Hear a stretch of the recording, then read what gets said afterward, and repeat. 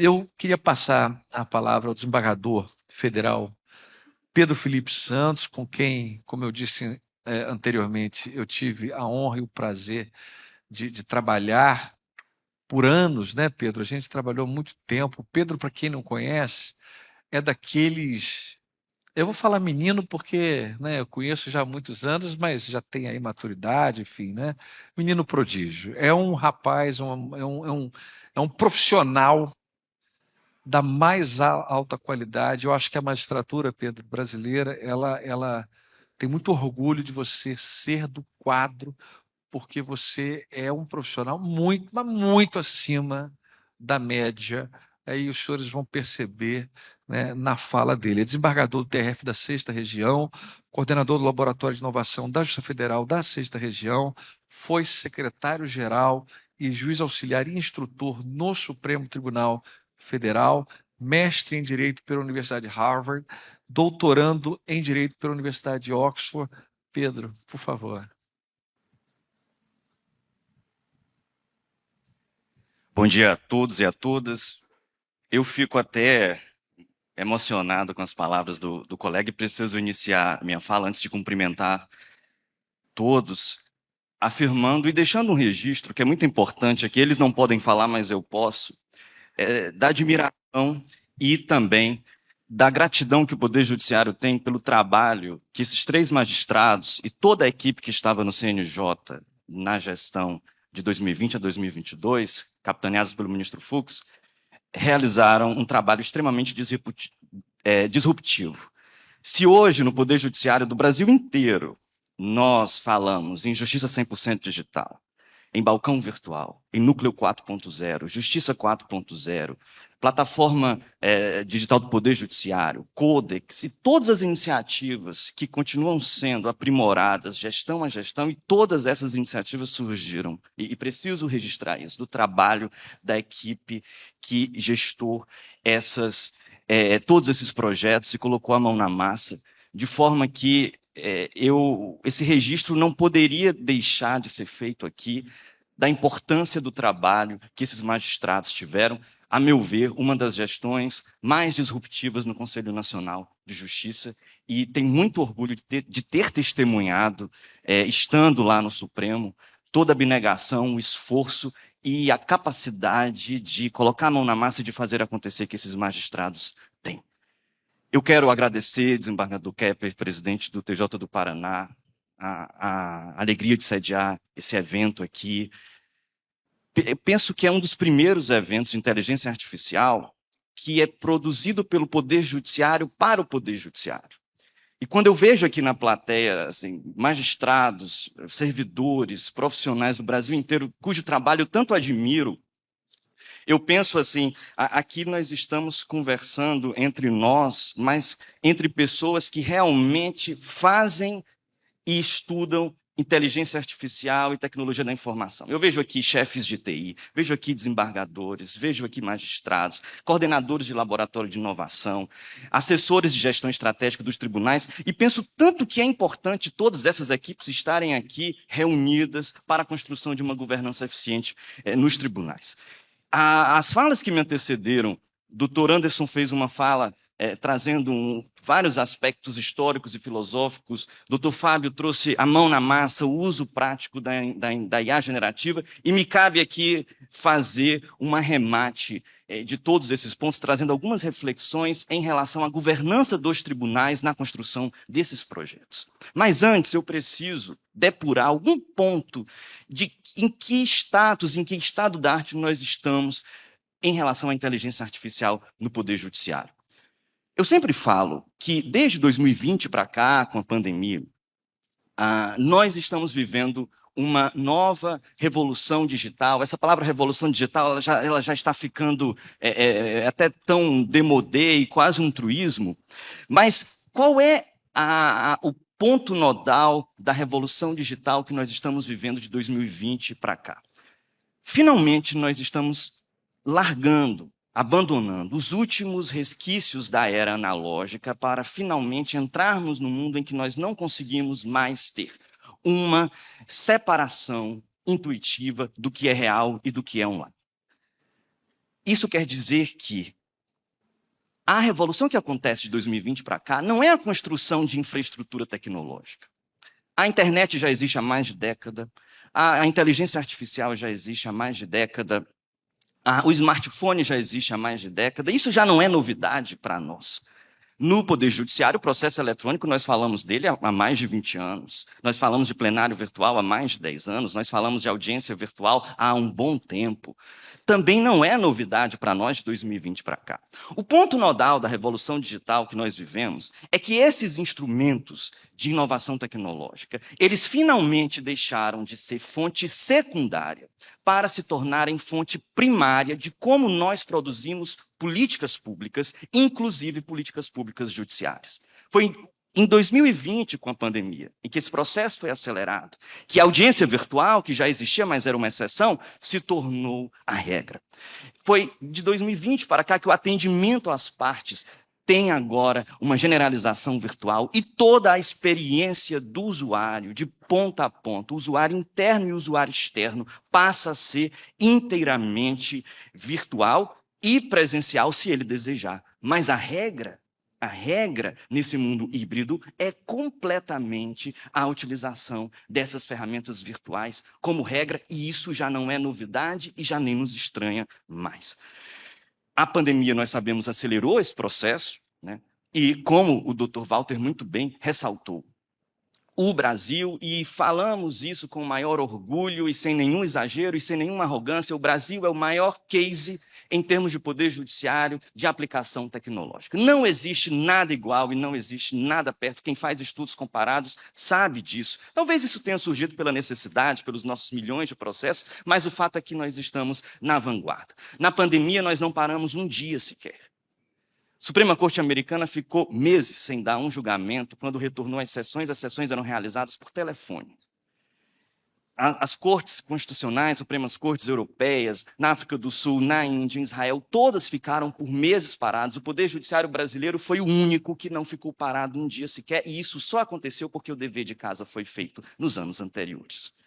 Porque nós construímos uma infraestrutura de tecnologia nos 10, 15 anos anteriores, isso foi um investimento de gestão estratégica do Poder Judiciário que permitiu, sim, que nós conseguíssemos dar o salto que temos dado de 2020 para cá com a pandemia. E quando falamos de inteligência artificial, a inteligência artificial foi a grande personagem que surge na volta da pandemia.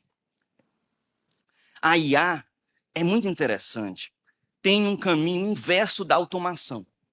Quando a automação surge na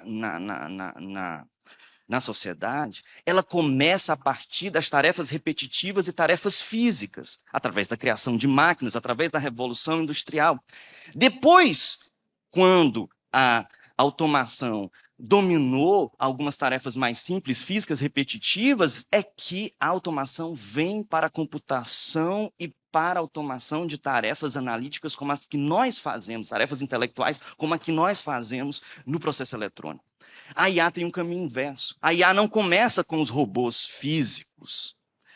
Ela começa nas tarefas intelectuais. O grande espectro de aplicação de inteligência artificial hoje no mundo não é a criação de robôs automatizados que fazem tarefas físicas com o uso de inteligência artificial. Não, é o uso da inteligência artificial generativa para atividades intelectuais como a nossa. Muito possivelmente isso aconteceu, segundo alguns especialistas, porque o desenvolvimento de robôs físicos, e não dos agentes de inteligência artificial, que são softwares, eles demandam muito mais dinheiro, muito mais pesquisa das grandes empresas, e isso ficou por uma segunda etapa. Isso vai acontecer. E isso também tem um impacto na como o mercado de trabalho vai mudar nos próximos anos. Uma pesquisa feita pelo professor Daron Acemoglu, do MIT, diz que a mudança no mercado de trabalho vai acontecer com a IA, primeiro nas atividades intelectuais e não nas atividades mais básicas das pessoas que fazem tarefas repetitivas, justamente porque a IA ela veio com mais força numa primeira fase nas tarefas intelectuais. Possivelmente essa curva vai se inverter depois, mas essa foi uma tendência completamente diferente do que aconteceu na Revolução Industrial. E como acontece a IA no nosso Poder Judiciário? É importante também fazer um resgate histórico de como nós desenvolvemos a IA nos nossos tribunais. As primeiras experiências vem ali. A partir de 2017, com o início do desenvolvimento do robô Vitor no Supremo, na gestão da ministra Carmen, STJ começa a desenvolver o agente Atos, outros tribunais locais começam a fazer iniciativas de muito ainda incipientes nesses, mas iniciativas desenvolvidas pelas equipes de TI. Iniciativas intratribunais, da mesma forma como são desenvolvidos processos eletrônicos, procurando um ganho de eficiência para tarefas de automatização. Triagem de processos, busca de similaridade, pesquisas de jurisprudência, degravação de audiências e diversos usos que apoiam a gestão do processo e não necessariamente a atividade fim. Essa foi uma primeira fase. Numa segunda fase, nós começamos a explosão da IA generativa, e isso é muito recente. Foi quando, talvez nós, nos laboratórios de inovação, nas equipes de TI, na gestão estratégica, vimos que nós não tínhamos muitas condições de concorrer e criar dentro dos tribunais as mesmas ferramentas de IA generativa, na mesma performance que as grandes empresas da iniciativa privada conseguem fazer. E aí começa algo muito novo, que é o alinhamento entre setor público e iniciativa privada para a construção de ferramentas de IA generativa nos tribunais que afeta a atividade fim. Porque isso é novo para nós. É um modelo de contratação que demanda algumas reflexões, porque antes nós contratávamos a iniciativa privada muito mais relacionada à construção da infraestrutura tecnológica e não para a construção dos softwares processuais, dos sistemas processuais, e agora nós estamos realizando essa integração, o que é algo novo e que precisa ser colocado, precisa ser registrado. E hoje nós vivemos essa hype, que é essa construção dos agentes, como o Dr. Fábio falou, um assessor que vai nos ajudar, que vai nos auxiliar em diversas tarefas, inclusive produzindo atividades mais detalhadas.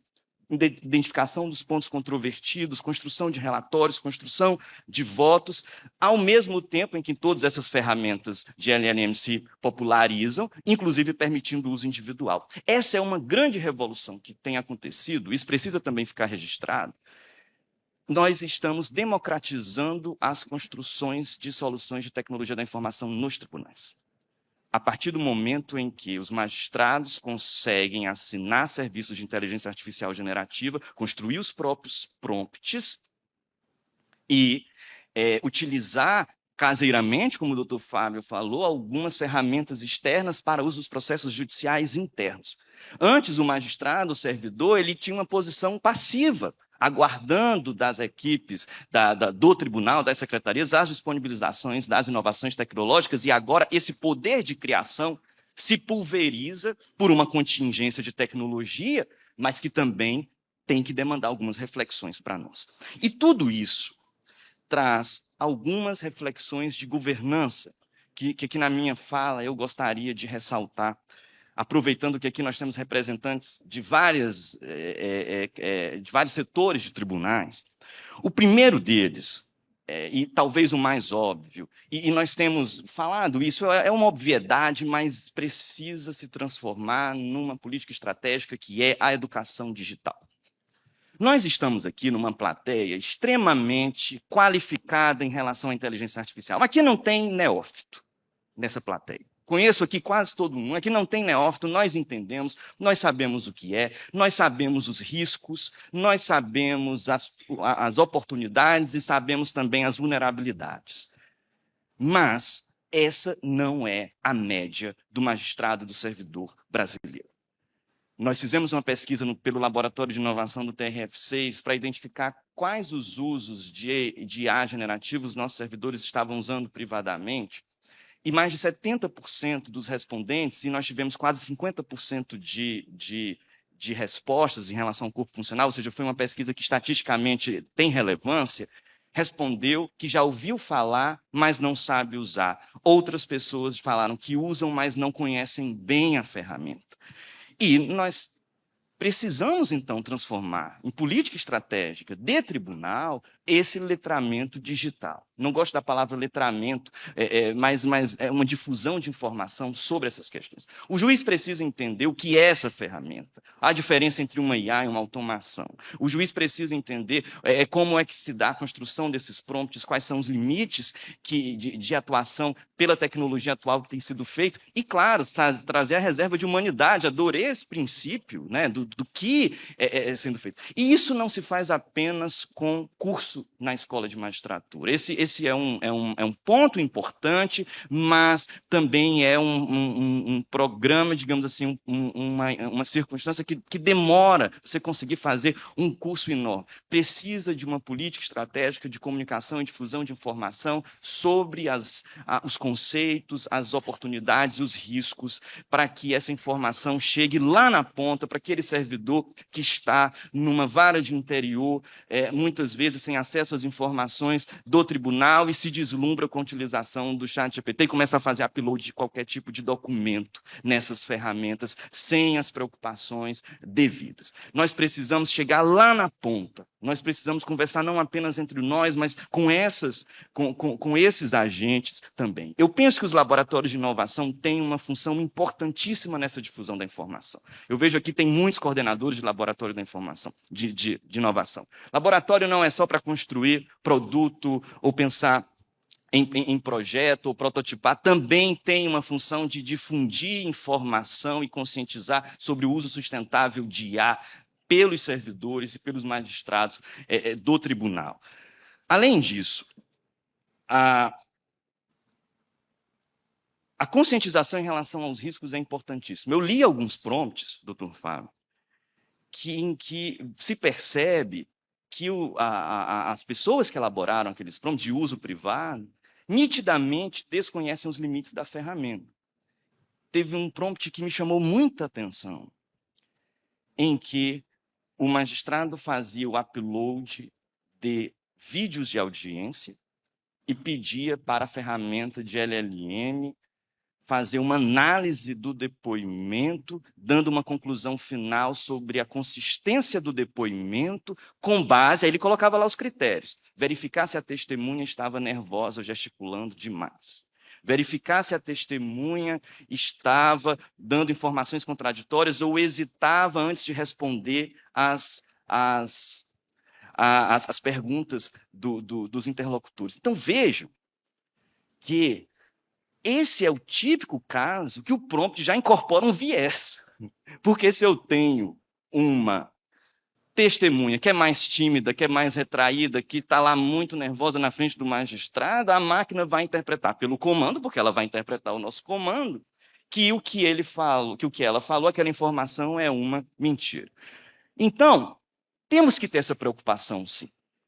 Tem sido utilizado, é importante a utilização, é uma democratização, é uma pulverização da tecnologia, mas nós precisamos agir de forma urgente, sob pena de nós de passarmos por alguns vexames e constrangimentos em relação a essa utilização imprópria dessas ferramentas.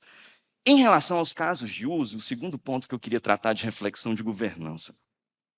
Hoje, quando nós utilizamos essas IAs generativas, tanto caseiramente como nos projetos que têm sido desenvolvidos nos tribunais, nós ainda utilizamos essa IA muito no microvarejo, que eu faço talvez o download dos processos e vou jogando esse upload, ou então mesmo algumas ferramentas criadas pelos tribunais ainda exigem que eu faça o upload dos documentos necessários. Algumas ferramentas já começam a criar uma interface. Alguns agentes começam a ter uma interface entre a tela e a informação que você deseja, mas ainda assim eu preciso alimentar a ferramenta com a informação. Isso, no microvarejo, funciona porque eu faço um download, faço um upload, ele trabalha, um download, um upload, ele trabalha. Mas nós não temos 5 processos no gabinete. No TRF6, nós recebemos uma primeira leva de distribuição, que era o acervo que veio da criação do tribunal. Cada gabinete ganhou 15 mil processos. Então, imagine se eu for fazer um prompt de triagem e for colocar os 15 mil downloads desses casos. Nós precisamos dar um passo além. nós precisamos começar a pensar no atacado para isso. E isso passa pela integração dos sistemas processuais com alguns serviços e ferramentas que os tribunais podem contratar. Claro que uma integração segura, muito prudente, muito bem pensada. Se, por exemplo, nos sistemas processuais nós tivéssemos um endpoint para que serviços e usuários autenticados conseguissem requisitar informações e documentos de forma automática, nós teríamos dois ganhos. O primeiro é que esse uso da IA generativa não vai ficar cansativo. Faz o download, faz o upload, faz o download, faz o upload. O segundo é que nós vamos construir uma base de dados.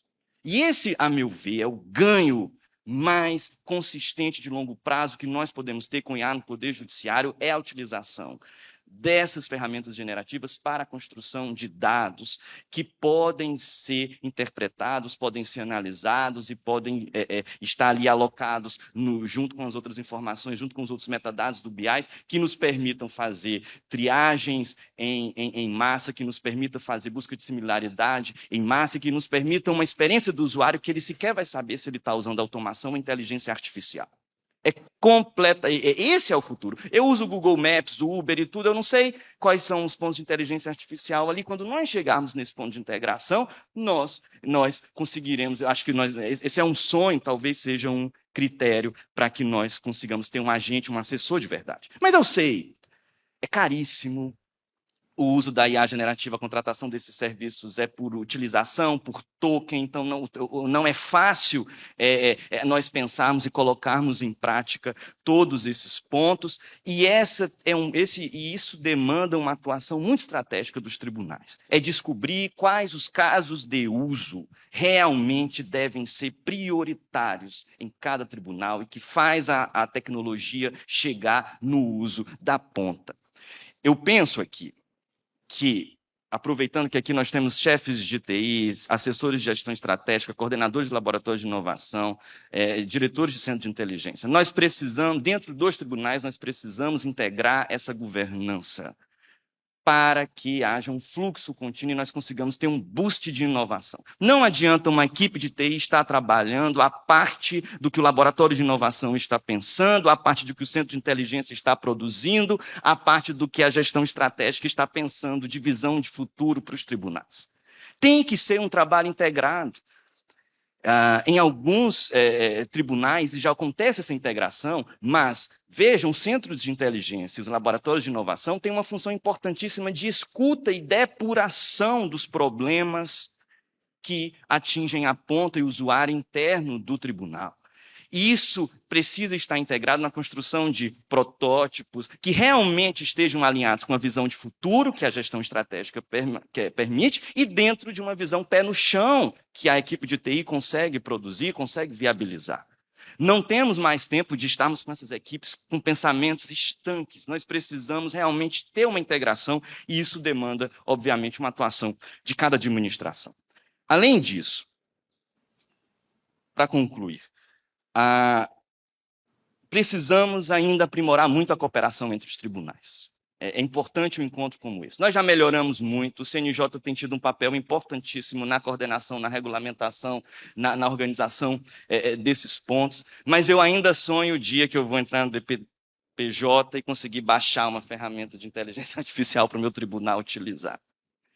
Nós entramos no site do CNJ, tem a plataforma Sinapses, com todos os projetos de inteligência artificial, mas nós não conseguimos baixar, nós não conseguimos ter acesso, e ainda existe um entrave de tempo e burocracia quando nós desejamos fazer parcerias entre os tribunais para isso. Claro que existem entraves técnicos que têm que ser vencidos, mas nós precisamos pensar ainda em formas de melhorar essa colaboração e realmente ter colaboração e não competição, evitando alguns erros que nós cometemos no passado em relação à construção de sistemas processuais.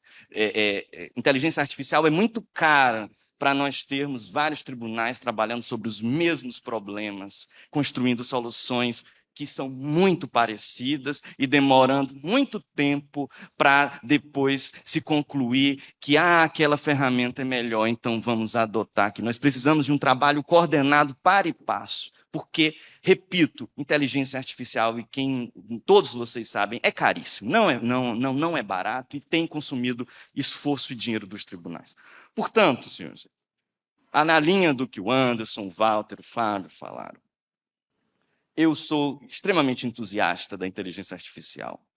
Sou apaixonado pelo tema e quanto mais eu estudo o tema, mais eu vejo a importância da inteligência humana. A inteligência artificial faz com que as tarefas que exigem pensamento crítico, pensamento analítico, criatividade, inovação se tornem muito mais importantes. São auxílios, não substitutos nossos. São assessores que devem ser treinados, que devem ser construídos com uso responsável, com uso sustentável, com uso transparente.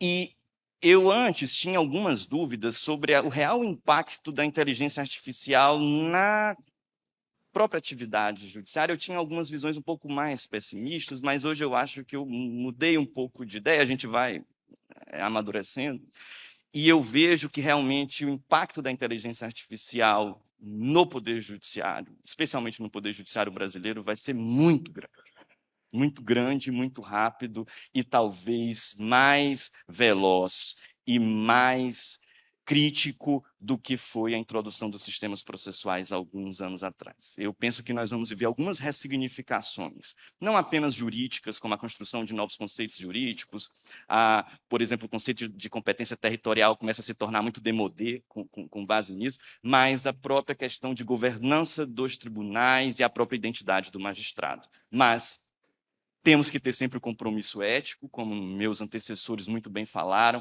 dessa reserva de inteligência humana que naturalmente vai se impor, mas que ela precisa ser sempre lembrada.